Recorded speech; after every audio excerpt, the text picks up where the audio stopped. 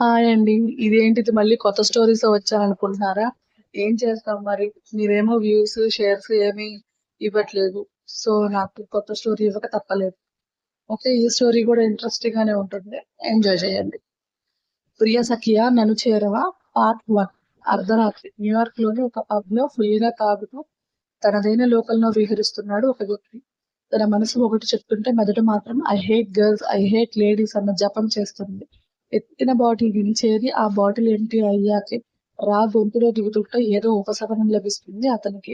ఏదో బాధ, ఏదో కోపం, ఏదో అసహనం. అన్నీ కలిపి తనలో ఆడవాళ్ళంటే ఒక అసహ్యాన్ని పుట్టిస్తున్నాయి. తాగుతున్న అతని ఫోన్ రింగ్ అవుతున్నా లిఫ్ట్ చేయడు సరికదా! ఆ ఫోన్ నేలకేసి కొట్టి దాని ప్రాణం తీసేస్తాడు. ఎంత తాగినా మళ్ళీ మళ్ళీ తన కళ్ళల్లో మెదులుతున్న రూపం గుర్తు రాగానే అతని కోపం పెరిగిపోతుంది. చుట్టూ ఉన్న తన అసిస్టెంట్‌లో ఒక్కరికి అతన్ని కదిలించే ధైర్యం లేదు. అందుకే మౌనంగా నిలబడి చూస్తున్నారు. ఇంతలో ఎవరో తాగుతున్న అతని చెయ్యి పట్టుకుని ఆపేయడంతో కోపంగా ఎదురుగా చూసిన అతనికి ఎదురుగా కనిపిస్తున్న వ్యక్తిని చూడగానే తన కోపాన్ని కంట్రోల్ చేసుకోలేక తన చేతిలో బాటిల్ నేలకేసి కొడతాడు. జరిగింది మర్చిపో శ్రీ. ఎలా మర్చిపోవాలి జేడీ అని గంభీరంగా వస్తుంది అతని వాయిస్. నువ్వు పెళ్లి చేసుకో అంటున్న జేడీ మాటలకి ఇంకొక బాటిల్ పగలగొట్టి don't you dare to talk about that JD. నా లైఫ్ లో పెళ్లి అనే పదాన్ని మర్చిపోయాను. ఇలా ఎన్నాళ్ళకి శ్రీ నేను బ్రతికినంత కాలం అని మెల్లిగా మత్తు ఆవహిస్తుంటే తూలి కింద పడబోతున్న అతన్ని పట్టుకుంటాడు జేడీ. సెక్యూరిటీ హెల్ప్ తో కారులో కూర్చోబెట్టి డ్రైవ్ చేస్తున్న జేడీ కళ్ళలో నీళ్లాగవు. ఎలా ఉండేవాడివి, ఎలా అయిపోయావురా, తను వెళ్ళిపోతే ఇక లైఫ్ లేదా, ఎన్నాళ్ళు అదే బాధను మోస్తావు అని మత్తులో మునిగి ఉన్న అతనికి వినిపించదు అని తెలిసినా తన బాధను బయటపెడతాడు. డ్రైవింగ్ చేస్తున్న జేడీ అత్యంత సంపన్నులుండే ఏరియాలో ఒక మ్యాన్షన్ పోర్టికోలో కారాపి శ్రీని లేపాలని చూస్తాడు. కానీ శ్రీకి తాగిన ఎఫెక్ట్ ఏదో మూలుగుతూ ఉంటాడు. సెక్యూరిటీ హెల్ప్ తోనే అతని రూమ్ వరకు తీర్చిన శ్రీ రూమ్ లోకి జేడీ మాత్రమే అలో ఉంటుంది. డోర్ దగ్గర నుండి బెడ్ వరకు శ్రీని జాగ్రత్తగా తీసుకొచ్చి పడుకోబెట్టాడు. కాళ్లకున్న షూ తీసేసి అతను వేసుకున్న బ్లేజర్ కూడా తీశాక ఏసీ ఆన్ చేసి బ్లాంకెట్ కప్పి డోర్ వేసి తన గదిలోకి వెళ్ళిపోతాడు జేడీ. అతను బయటికి రాగానే జేడీని ఏడుస్తూ చుట్టేస్తుంది వింధ్య. ఆమె బాధ అర్థమైన జేడీ ఆమె చుట్టూ చేతులు బిగించి ప్లీజ్ బాధపడకురా విద్దు, శ్రీ అన్ని మర్చిపోవడానికి కొంచెం టైం కావాలి. అప్పటి వరకు వాడిని మనం జాగ్రత్తగా చూసుకోవాలి సరేనా? అని మాత్రమే అంటుంది వింధ్య. డిన్నర్ చేశావా? లేదు. తినకపోతే ఎలా? ముందు నువ్వు భోజనం చేద్దువు పద అని డైనింగ్ ఏరియాకి ఆమెను తీసుకెళ్లి తినిపించడం స్టార్ట్ చేస్తాడు. నువ్వు తిన్నావా దీప్? ఆకలిగా లేదురా. ప్లీజ్ నువ్వు తిను. నువ్వు తింటేనే నేను తింటాను, లేకపోతే లేదురా అక్కడి నుండి వెళ్ళిపోబోతున్నా ఆమెని ఆపి చిన్నపిల్లలా చేయకు విద్దు ప్లీజ్. మీ ఇద్దరు చిన్నపిల్లనే అనుకుంటారు కాబట్టి నేను అలానే చేస్తాను. వింధ్య మాటలకి చిన్నగా నవ్వి సరే తింటానులేరా షేర్ చేసుకుందామని మళ్ళీ చైర్లో కూర్చోబెట్టి తినిపించడం స్టార్ట్ చేస్తాడు. వింధ్య కూడా దీప్ కి తినిపించి ఇద్దరు బెడ్రూమ్ దారి పడతారు. పెళ్ళైన ఎప్పటిలా కౌగిలి మాత్రమే వాళ్ళ మధ్య ఉన్న ప్రేమకి మొదటి చివరి అంకం. అన్న పెళ్లి చేసుకునే వరకు తమ మధ్య భార్యాభర్తల అసలమైన బంధం ఉండడం ఇష్టం లేదు వింధ్యకి. ప్రాణ స్నేహితుడి లైఫ్ లో హ్యాపీనెస్ వచ్చేదాకా తనకి ఎలాంటి సంతోషం వద్దు అనుకోవడం దీప్ ఆలోచన. ఒకరి కౌగిల్లో ఒకరు ఒదిగి అప్పటి వరకు పడిన బాధకి కాస్త ఉపశమనం పొందుతూనే కానీ ఉదయాన్నే మళ్ళీ బాధపడటం తప్పదు ఆ ఇద్దరికి. ఫుల్‌గా తాగి మత్తులో కొట్టుకుపోతున్న శ్రీకి కొన్ని సంఘటనలు కళ్ళ ముందు కనిపిస్తుంటే, ఇంత మత్తులో కూడా నువ్వు నా ముందు ఉండకు, మళ్ళీ నా లైఫ్‌లో కనిపిస్తే చంపేస్తా, వెళ్ళిపో అని అరుస్తూనే ఉంటాడు. తనలో బాధ పోయేది ఎప్పటికో.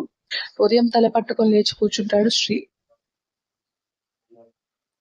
తన ఎదురుగా చెల్లి, బావ కమ్ ఫ్రెండ్ కూర్చొని కనిపిస్తారు. కాఫీ కప్ శ్రీ చేతికి అందించి తాగమన్నట్టు చూస్తుంది వింధ్య. కాఫీ సిప్ చేస్తున్న శ్రీ జేడీ వంక చూసి సైలెంట్ గా ఫ్రెష్ అవ్వడానికి వెళ్తాడు. ఎప్పటిలా తిండి తిప్పలు లేకుండా కార్ని రోడ్ మీద పరుగులు పెట్టిస్తాడు. శ్రీ వెళ్లిన వైపు చూస్తున్న వింధ్యని దగ్గరకు తీసుకొని తెలిసిందే కదా విద్దు, టిఫిన్ ప్యాక్ చేయి నేను తీసుకెళ్తాను. అలాగే అని శ్రీ కోసం టిఫిన్ ప్యాక్ చేసి ఇస్తుంది. బాయ్ విద్దు జాగ్రత్త అని ఆమె నుదుటికి ముద్దు పెట్టి తన కార్ స్టార్ట్ చేసి ఆఫీస్ వైపు డ్రైవ్ చేస్తాడు జేడీ. శ్రీ ఆఫీసులో అడుగుపెట్టగానే అమ్మాయిలందరూ అతని అందానికి రోజులని ఫిదా అవుతారు. శ్రీ మాత్రం ఎవరు ఎటు సచ్చినా తనకు అవసరం లేదన్నట్టు చైర్మన్ క్యాబిన్ లోకి వెళ్లి వర్క్ స్టార్ట్ చేస్తాడు. జేడీ వచ్చేసరికి ఆల్రెడీ మీటింగ్ లో బిజీగా ఉంటాడు శ్రీ. అసలు ఫుడ్ బాడీలో పడకుండా ఇంత ఎనర్జీ ఎక్కడిది వీడికి అని విసుక్కొని అతని క్యాబిన్ లో వెయిట్ చేస్తాడు. మీటింగ్ అయిపోయాక తన క్యాబిన్ లో జేడీని చూసి సైలెంట్ గా తన సీట్ లో కూర్చుంటాడు. శ్రీ "హ్మ్, టిఫిన్ చేయి. ఆకలిగా లేదు. నువ్వు టైంకి తినకపోతే హెల్త్ పాడవుతుందిరా అర్థం చేసుకో. ఇప్పుడు నా హెల్త్ పాడైతే వచ్చే నష్టమేమీ లేదు. వెళ్ళి వర్క్ స్టార్ట్ చెయ్ జేడీ. నా మాట వినవా? వినను. ఎందుకురా ఇలా బటలా తయారయ్యావు? తను వెళ్ళిపోతే నీకోసం బ్రతుకుతున్న మమ్మల్ని ఇలా ఏడిపించి ఏం సాధించాలని? అని అరుస్తాడు. నేను ఏడవమని నేను చెప్పానా? హ్యాపీగా వైఫ్‌తో ఎంజాయ్ చేయకుండా నువ్వే అనవసరమైన విషయాల్లో వేలు పెడుతున్నావు. నా ఫ్రెండ్ విషయం నాకు అవసరం శ్రీ అనవసరం కాదు. చూడు జెడీ పెళ్ళయ్యాక పెళ్ళానికి మొగుడు, మొగుడికి పెళ్ళామే లోకం. ఇలా అన్న కోసం, బావ కోసం బాధపడి మీ లైఫ్ మీరే వేస్ట్ చేసుకుంటున్నారు. అంతెందుకు నన్ను మోసం చేసిన ఆ పతివ్రత ఒక బిడ్డకి తల్లి కూడా అయింది. ప్రేమ, దోమ అని మాటలు చెప్పి ఇప్పుడు వాళ్ళ బావని పెళ్లి చేసుకుంది. బెడ్డెక్కింది. ఒక బేబీకి మమ్మీ కూడా అయిపోయింది. మనుషులు ఇంత క్రూయల్‌గా ఉంటుంటే మీరు ఇంకా నా సంతోషం కోసం మీ లైఫ్ మీరే నాశనం చేసుకుంటున్నారు. మీరేదో బాధపడతారని అది చేసిన గాయాన్ని అంత ఈజీగా మర్చిపోలేను. బెటర్ ఎవరి లైఫ్ వాళ్ళు చూసుకోండి అని చెప్పి తన పర్సనల్ రూమ్‌లోకి వెళ్ళిపోతాడు. శ్రీ చెప్పింది విన్న జేడీకి దిమ్మ తిరిగిపోతుంది. ఒక 10 నిమిషాలు అసలు ఏం మాట్లాడాలో కూడా అర్థం కాదు అతడికి. పర్సనల్ రూమ్‌లోకి వెళ్ళిన శ్రీ బయటికి వచ్చాక జేడీ వంక చూడకుండా వర్క్ స్టార్ట్ చేస్తాడు. జేడీ యూ కెన్ గో అన్న వాయిస్‌కి తేరుకొని తన క్యాబిన్‌కి వెళ్ళిపోతాడు. జేడీ వెళ్ళిపోయాక చేస్తున్న వర్క్ ఆపేసి తన ఫోన్‌లో ఉన్న వ్యక్తి బిడ్డతో సంతోషంగా ఉన్న ఫోటోస్ చూసి ఎలా చేయగలిగావే ఇలా? నువ్వు చూపించిన ప్రేమంతా అబద్ధమేనా? మన మధ్య జరిగింది కూడా మర్చిపోయావా? నా దగ్గర అన్నీ షేర్ చేసుకున్నావు కానీ లైఫ్ షేర్ చేసుకోవడానికి నేను అవసరం లేకుండా పోయానా? అని బాధగా కళ్ళు మూసుకున్న అతని చెంపల మీదకి జారిపోతాయి కన్నీటి బొట్లు. ఒక్కసారిగా పైకి లేచి నో నేను నిన్ను నా ఊహల్లోకి కూడా రానివ్వను. గెట్ లాస్ట్ అని అరిచి తల పట్టుకొని కూర్చుంటాడు. ఇండియాలో ఆంధ్ర కర్నూలులో ఒక అప్పర్ మిడిల్ క్లాస్ ఏరియాలోని ఒక డూప్లెక్స్ హౌస్‌లో పసికందు ఏడుపు వినిపిస్తుంది. పొద్దున్నే వాడికి స్నానం చేయిస్తున్న టైం అవ్వడంతో సాంబ్రాణి ధూపంతో ఇల్లంతా వస్తున్న స్మెల్‌కి ఆవలిస్తూ బయటకు వస్తారు రవీంద్ర గారు. రాత్రి బుడ్డోడు నిద్రపోనివ్వక అప్పుడే ఒక కునుకు తీసి వచ్చి సోఫాలో కూర్చుంటాడు. సుధా కాఫీ. పిల్లాడికి స్నానం చేయిస్తున్నాను. మీ కోడల్ని అడగండి. అరే శ్రీ కాఫీ ఇవ్వరా అనగానే ఆయన ముందు కాఫీ కప్ ఉంటుంది. థ్యాంక్స్ రా తల్లి అని కోడలు ఇస్తున్న కాఫీ కప్ అందుకొని సిప్ చేశాక ఎంతైనా నీ చేతి కాఫీలో ఏదో మ్యాజిక్ ఉందిరా బంగారం అని మనస్ఫూర్తిగా అంటారు. థ్యాంక్ యూ మావయ్య. మీ ఆయన ఇంకా లేవలేదా? బావ కూడా నైట్ నిద్రపోలేదు కదా మావయ్య. ఇంకా లేచినట్టు లేడు అని నవ్వుతుంది శ్రీహిత. అందరం నిద్రపోయామా ఏంటి? వెళ్ళి వాడిని లేపు. ఎందుకు మావయ్య నిద్రపోతున్నాడు కదా వదిలేయండి. పెళ్ళయ్యాక వాడిని మరీ అపురూపంగా చూసుకుంటున్నావు శ్రీ. అది వాడికి బద్ధకంగా మారుతుంది. అదేం లేదు మావయ్య. బావ ఇందాక వర్క్ చేసి అలసిపోయాడు. అందుకే పడుకోమని చెప్పారు. అలాగా ఈ బిజినెస్‌లో వద్దంటే వినడు. ఎప్పుడు చూసినా ఆఫీస్ తప్ప వేరే లోకం లేదు వాడికి అని అసహనంగా అంటారు. అమ్మా శ్రీ ఏంటత్తయ్య బాబుకి స్నానం చేయించాను. ఆకలికి ఏడుస్తున్నాడు. వెళ్ళి పాలు పట్టరా. అలాగే అత్తయ్య అని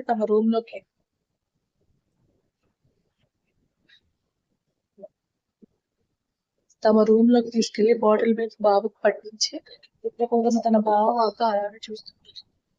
బాబుని ఉయ్యాల్లో వేసి బావా బావా లే అని అతన్ని లేపేస్తుంది. కొద్దిసేపటి తర్వాత తన ఒళ్ళో తలపెట్టుకొని పడుకున్న అతన్ని చూసి ఏదో ఆలోచనలో ఉండిపోతుంది. శ్రీ అమ్మా శ్రీ బావా హ్మ్. అత్తయ్య పిలుస్తున్నారు లే వెళ్దాం.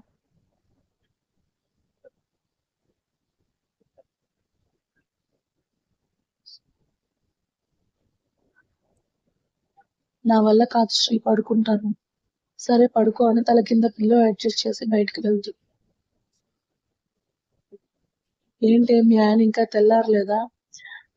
నిద్ర సరిపోవడం లేదు అత్తయ్య. వదిలేయి టిఫిన్ ఏం చేసావు?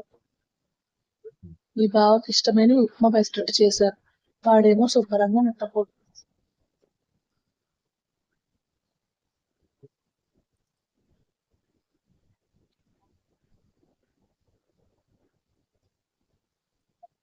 నేను పెడతానులే అత్తయ్య.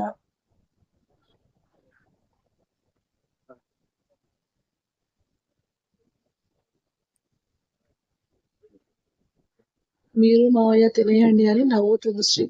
సుధా టిఫిన్ రెడీనా? హా అయిపోయిందండి. రేయ్ శ్రీ ఏంటి మావయ్య భార్గవ్‌ని కూడా రమ్మను. కలిసి టిఫిన్ చేద్దాం. వాడింకా లేవలేదండి.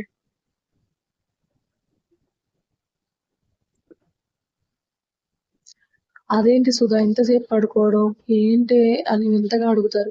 ఆఫీస్ వర్క్ వల్ల అలసిపోయాడేమో వదిలేయండి మీరు టిఫిన్ చేయండి. సరే అని టిఫిన్ చేశాక వాకింగ్ కోసం రవీంద్ర గారు బయటకు వెళ్తే సుధా గారు ఇంటి పనుల్లో బిజీ అయిపోతారు. టిఫిన్ ప్లేట్ రూమ్ లోకి తీసుకెళ్లి భార్గవ్ని బలవంతంగా లేపి టిఫిన్ తినిపిస్తుంది శ్రీ. ప్లీజ్ శ్రీ ఆకలిగా లేదు. అలా అంటే ఎలా బావా నీ పొజిషన్ కి ఇలా ఫుడ్ తినకపోతే చాలా కష్టం. మా మంచి బావ కదా తినేయి ప్లీజ్ అని బ్రతిమాలు తినిపిస్తుంది. నువ్వు తిన్నావా శ్రీ?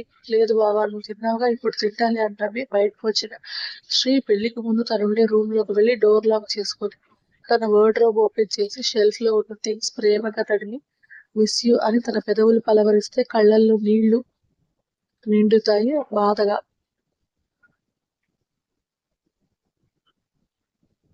ఎలా ఉన్నావురా సైకో? నన్ను హేట్ చేస్తూ రాక్షసుడిగా మారిపోయావా? నాకు తెలుసు చాలా ఘోరంగా ఉండి ఉంటావు. ఈ జన్మలో మనకి రాసి లేదురా. మూవ్ అవుతావా అన్న నమ్మకం లేదు. కానీ నువ్వెప్పటికీ సంతోషంగా ఉండాలని మాత్రమే కోరుకుంటానని బాధగా అతనిచ్చిన శారీస్ తడుపుతుంది శ్రీ. డోర్ కొట్టేసుకుంటే కళ్ళు తుడుచుకొని బయటకు వచ్చిన ఆమెకి ఎదురుగా భార్గవ్ కనిపిస్తాడు. ఇప్పుడు బాధపడే ఉపయోగం లేదు శ్రీ. పెళ్లికి ముందు నీ ప్రేమ విషయం నాతో చెప్పుంటే మన లైఫ్ ఇంకోలా ఉండేది. జరగని విషయాల గురించి మాట్లాడుకోవడం అనవసరం బావా. ఇప్పుడు ఎలా ఉంది తలనొప్పి తగ్గిందా? తగ్గదని తెలిసినా తగ్గిందా అని అడగడం నీ అమాయకత్వం శ్రీ. బాబు లేచాడు వెళ్ళి చూడు. కంగారుగా గదిలోకి వెళ్ళిన శ్రీ ఏడుస్తున్న బాబుని ఊరుకోబెడుతూ భార్గవ్ వంక కోపంగా చూస్తూ పిల్లాడు అలా గుక్కపట్టి ఏడుస్తుంటే ఎత్తుకోవచ్చు కదా బాబా అని అరుస్తుంది. వాడికి తండ్రి స్పర్శ తెలియడం నాకు ఇష్టం లేదు శ్రీ. ఎందుకు బాబా ఇంత దారుణంగా మాట్లాడతావు? వీడు నీ రక్తం పచ్చి కొడుకు కాదని నేను అనలేదు శ్రీ. కానీ వాడికి తండ్రి ప్రేమ ఎప్పటికీ ఉండదు అని సీరియస్ గా చెప్పి వెళ్ళిపోతాడు భార్గవ్. అతని మాటలకి బాధగా కళ్ళు మూసుకుంటుంది శ్రీ.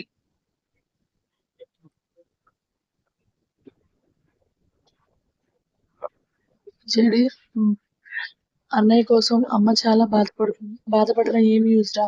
ఇప్పుడు వాడు చెప్పింది విని నాకే వేద అంటే చంపేసేంత కోపంగా ఉంది. అలాంటిది వాడి బాధలో తప్పు లేదు. ఎప్పటికీ వాడిలో మార్పు రావాలో దేవుడికే తెలియాలి. బాధగా జేడీ వంక చూస్తుంది విద్య. ఇప్పుడు ఏడ్చి మూడు పాడు చేసుకోకు. 2 days లో మనం అలస్కా వెళ్తాం. ఎందుకు? మనం ముగ్గురు అవ్వడానికి మొదటి మెట్టు వేయాలనుకుంటున్నాం. నీకు ఓకే అయితే? ఆశ్చర్యంగా జేడీ వైపు చూస్తుంది విద్య. నీకు ఇష్టం లేదు అంటే జస్ట్ ట్రిప్ రా వెళ్దాం. శ్రీ మాటలకి నేను చాలా రియలైజ్ అయ్యాను. మన మ్యారేజ్ జరిగి 1 year పైనే అయింది. కానీ నీకు ఎలాంటి హ్యాపీనెస్ ఇవ్వలేకపోయాను. Now I want you completely with. భర్తని దూరం పెట్టలేకపోవడం కారణమే. తనకి పుట్టే పిల్లల వల్ల అయినా ఆ ఇంట్లో కాస్త సంతోషం తిరిగి వస్తుందన్న ఆశతో సరే అంటుంది వింధ్య. చిన్నగా నవ్వి ఆమె పెదవులు అందుకుంటాడు జేడి. భర్త ఇస్తున్న ముద్దుకి శృతి కలిపి ముద్దులోనే నిద్రకు వెల్కమ్ చెప్తారు. In office. May come in sir? Come in JD. లోపలికి వచ్చిన అతని వంక చూస్తున్న శ్రీకి జేడీ ఫేస్ లో హ్యాపీనెస్ కి ఏదో అర్థమవుతుంది. సార్ నాకు 1 week లీవ్ కావాలి. Okay carrier mister JD. ఎందుకు అడగరా? తెలుసుకోవాలని ఇంట్రెస్ట్ లేదు. మీరు వెళ్ళొచ్చు అని డోర్ వైపు చూపిస్తాడు. విసుగ్గా అక్కడి నుండి జేడీ వెళ్ళిపోతే తన చెల్లి స్నేహితుడు ఎప్పటికీ సంతోషంగా ఉండాలని మనస్ఫూర్తిగా కోరుకుంటాడు శ్రీ. అలస్కాకు వెళ్లిన జేడీ విద్య తమ 5 ఏళ్ల ప్రేమని పెళ్లి బంధంతో ఒక మెట్టెక్కిస్తే ఇప్పుడు వారి మధ్య ఏర్పడిన తనువుల బంధంతో ఆ ప్రేమని సంపూర్ణంగా గెలుస్తారు. చెల్లి బావ లేకపోవడంతో డేలో ఆఫీస్ వర్క్ తో బిజీ అయితే నైట్ మందు బాటిల్తో అలసిన శరీరాన్ని పడుకోబెట్టాడు శ్రీ. వేద వేద అని పలకరించడం ఆమె చేసిన మోసం గుర్తుకు రాగానే ఆమె మీద కోపంతో అరిచి ఉదయానికి తలనొప్పితో బాధపడడం 1 వారం రోజులు సాగుతుంది. జేడీ వాళ్ళు తిరిగి వచ్చాక ఎవరి లైఫ్ లో వాళ్ళు బిజీ అయిపోతే 3 months కి వింధ్య ప్రెగ్నెంట్ అని తెలిసింది. మమత గారు వింధ్యని జాగ్రత్తగా చూసుకుంటూ శ్రీమంతతో సహా ఘనంగా జరిపిస్తారు. పుట్టేది పాపే అని శ్రీ గట్టిగా ఫిక్స్ అవుతాడు. ముందుగానే మేనకోడలికి కావాల్సినవన్నీ సిద్ధం చేస్తుంటే మిగతా వాళ్ళు శ్రీలో వచ్చిన కాస్త మార్పుకి హమ్మయ్య అనుకుంటారు. ఇండియాలో జెండర్ రివీల్ చేయరు. న్యూయార్క్ లాంటి ప్లేసెస్ లో జెండర్ రివీల్ చేయడం చాలా నార్మల్ కావడంతో స్కానింగ్ లో బేబీ గర్ల్ అని తెలిసి ఎంతో హ్యాపీగా అనిపిస్తుంది శ్రీకి. తన సంతోషానికి గుర్తుగా ఎంప్లాయీస్ కి బోనస్లు, స్వీట్స్, ఫ్రూట్స్, ఎగ్ పార్టీ అని తన హ్యాపీనెస్ షేర్ చేయడంతో పాటు మేనకోడలి కోసం ఒక సామ్రాజ్యాన్ని నిర్మించాలనుకుంటాడు. 30% షేర్ ని పాప కోసం ఇవ్వాలని డిసైడ్ అవుతాడు. వింధ్య జేడి ఎంత చెప్పినా ఎవ్వరి మాట వినడు శ్రీ. ఈ శ్రీ వైష్ణవ్ చంద్ర కోడలు నార్మల్ గా ఎందుకు ఉంటుంది? ప్రిన్సెస్. ఈ ఇంటికే కాదు నా ఎంపైర్ మొత్తానికి అది మహారాణి. ఎవరు దాన్ని ఒక్క మాట అన్నా నేను ఊరుకోను విద్దు అని ముందస్తు వార్నింగ్ కూడా ఇస్తాడు శ్రీ. అతని మాటలకి ఎవరూ మాట్లాడే సాహసం చేయలేదు. పురిటి నొప్పులు పడుతున్న చెల్లెలి బాధ తెలుస్తున్న తన కోడలి కోసం వేటికి ఇంకా కష్టంగా ఉంటుంది శ్రీకి. అతని బాధ పోగొట్టేలా కేర్ కేర్ అంటూ ఈ లోకంలోకి వస్తుంది జూనియర్ మహారాణి. ఫస్ట్ శ్రీ ఎత్తుకోవాలని ఎంత ఆరాటపడ్డాడు. బుల్లిగా ఉన్న పాప తన చేతుల్లోకి రాగానే మాటలే రావు. ఓన్లీ పాపని ఫీల్ అవుతాడు.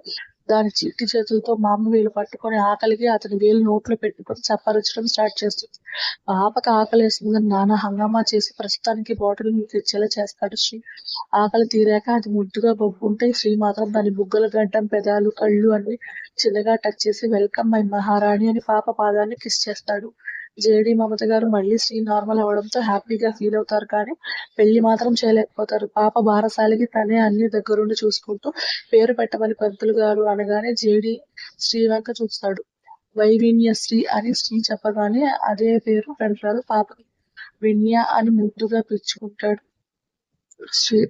కోడలే ప్రపంచం అన్నట్టుగా మారిపోతాడు. కానీ తన మనసులో గాయం మాత్రం అలానే సజీవంగా ఉండిపోతుంది. స్టోరీ నచ్చితే లైక్ చేసి, షేర్ చేసి, కామెంట్ చేయండి. ప్లీజ్ సబ్స్క్రైబ్ చేసుకోండి. ఒక 15 ఎపిసోడ్స్ అనుకుంటా, సారీ 10 ఎపిసోడ్స్ ఏమో కొంచెం పెద్ద ఎపిసోడ్స్ వస్తాయి. తర్వాత నుంచి నార్మల్ గానే వస్తుంది. ఓకేనా? స్టోరీ నచ్చితే లైక్ చేసి, షేర్ చేసి, కామెంట్ చేయండి. అలాగే ఇక్కడున్న ట్విస్ట్లు ఎవరన్నా గెస్ట్ చేస్తే చెయ్యండి. టాటా.